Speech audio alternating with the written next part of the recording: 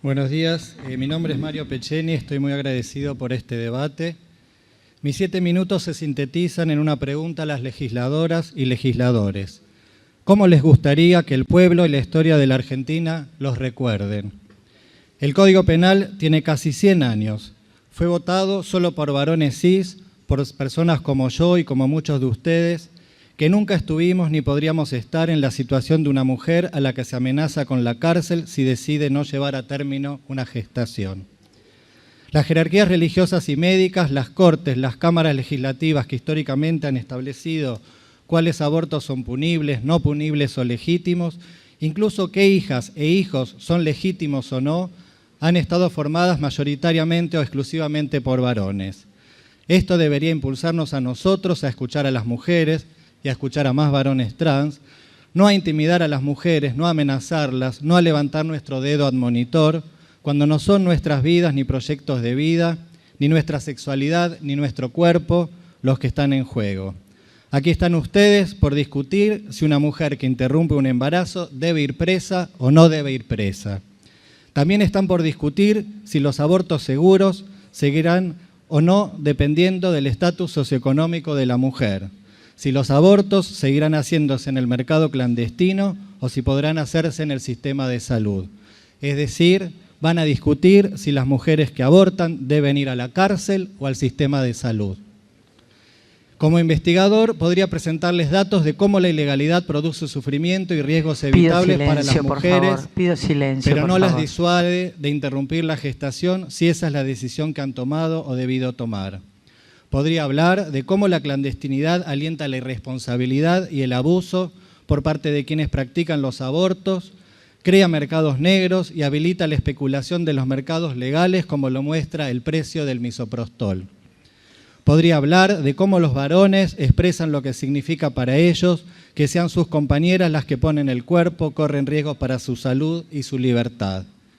Podría hablar de cómo, según todas las evidencias, las mujeres, varones, parejas, no acuden al aborto sin tener sus razones, sin sopesar éticamente los motivos y costos que implica proseguir o interrumpir un embarazo, tener o no tener un hijo o hija en ese momento o esa circunstancia de la vida.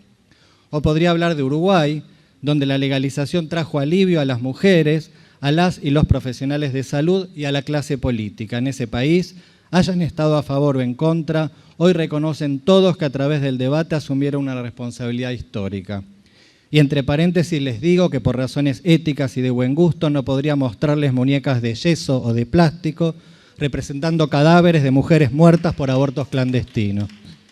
Pero a estas alturas todo esto ya lo han escuchado. Estamos ante una ley que es de aquellas que tienen la siguiente particularidad. Antes del que el Congreso las vote, parecen imposibles. Una vez que son aprobadas, nos parece imposible que alguna vez haya existido otra normativa. Hay leyes pensadas como imposibles porque la sociedad nunca llega a estar preparada o nunca llega el momento adecuado, porque quienes tienen que debatir y votar, es decir, ustedes, los miembros del Congreso, piensan que perderían votos, que algún poder como la jerarquía de la Iglesia Católica los va a anatemizar y condenar, o falta el coraje o falta el sentido de la oportunidad. Repito, hay leyes que parecían imposibles y hoy nos parecen necesarias y recordamos a sus protagonistas con admiración y respeto. A ustedes legisladoras, a ustedes legisladores, ¿cómo les gustaría que el pueblo y la historia de la Argentina los recuerde? Pensemos en el voto femenino. ¿Cómo recordamos a quienes acompañaron la iniciativa de Eva Perón y de tantas otras luchadoras y luchadores por la igualdad política entre varones y mujeres? En 1947, a décadas de haberse aprobado el sufragio universal, un Congreso formado solo por varones concedió los derechos políticos a las mujeres. ¿Cómo recordamos hoy a quienes se opusieron a dicha ley? Pensemos en los albores de la transición democrática cuando se discutieron las leyes de patria potestad y cuando se aprobó la ley de divorcio. ¿Cómo recordamos hoy a quienes defendieron esas leyes? ¿Y cómo recordamos hoy a quienes se opusieron en nombre de valores que actualmente hasta sospecharíamos de su validez en un sistema democrático, en un Estado de Derecho que se pretende liberal y republicano? Pensemos en la diputada Florentina Gómez Miranda y su iniciativa de hace 30 años, casi 30 años, para que no quede ninguna duda acerca de que el aborto en caso de violación no es punible. ¿Cuánto sufrimiento se habría evitado si entonces la hubiéramos escuchado? Pensemos en el matrimonio igualitario en 2010, un congreso en el que legisladoras y legisladores de los diversos partidos hablaron en nombre de la igualdad, la libertad, la justicia social, contaron historias de hijos, amistades y tantas personas que habían sufrido por la discriminación.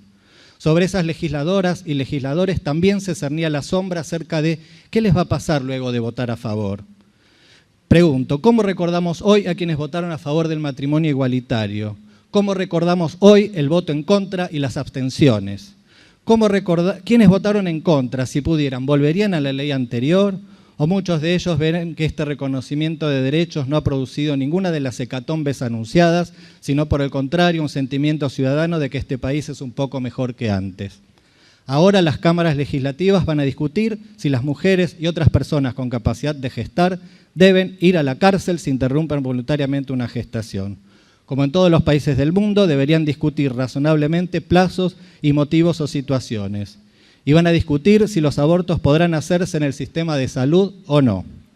Pero la reforma legal no viene a romper ningún equilibrio. Un equilibrio con muertes evitables de mujeres, con decenas de miles de hospitalizaciones anuales por complicaciones de aborto clandestino, con mercado negro, estigma y miedo.